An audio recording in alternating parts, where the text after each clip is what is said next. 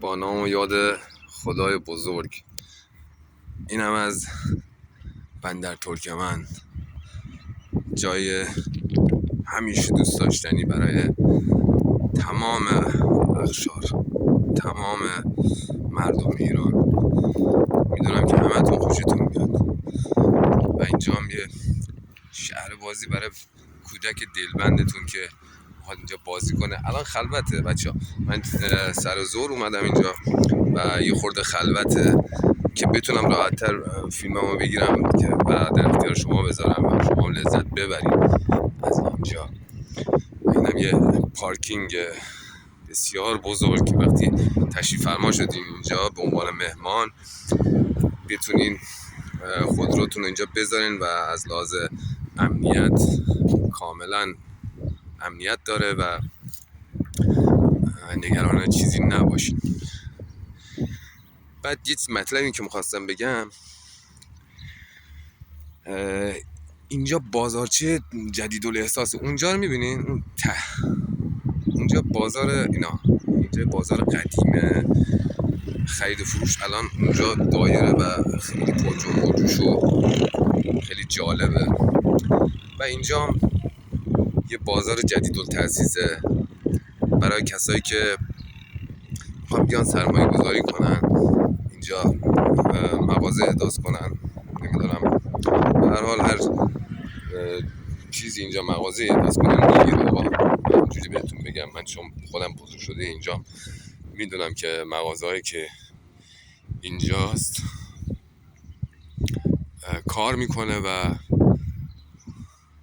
اون سرمایه‌ای که گذاشتین رو میتونین مثلا مدت کوتاهی باز مثلا به دست بیاریم، برگردونیم اون سرمایه رو. و من این کار رو میکنم و تو این گرما اومدم دارم فیلم برداری میکنم، اینجوری دارم فیلم میگیرم. دوست دارم شما هم لذت ببرین و اگر قصد سرمایه گذاری دارین و قصد اینه دارین که اینجا خونه بگیرین یا مثلا مغازه بگیرین، کسب و کار و فروشندگی اینجا عالیه، مخصوصا که بتونین آنلاین شاپ هم بفروشین، خیلی خوبه و فاصله زیادی با شهر نداره. نگاه کنین بچه ها، اینجا شهر اونجاست، 1 کیلومتر 1.5 کیلومتر بیشتر نیست و من یه خورده دوست داریم برم جلوتر بیشتر ببینیم.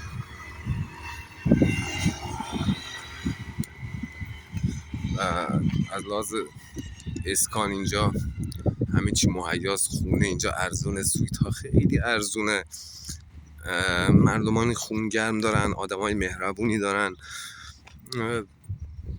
با خیال راحت میتونی بیای سفرت انجام بدی و خریداتو بکنی و دوراتو بزنی و از این سفر ساحلی لذت ببری و که مطمئنم این گونه خواهد بود.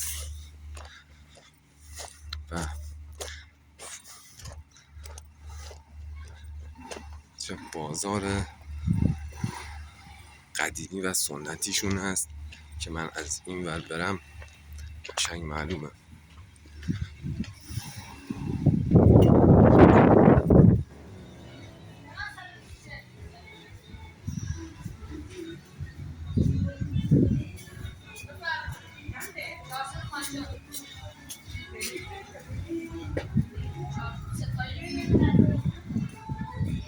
بازار پرجنب و جوش.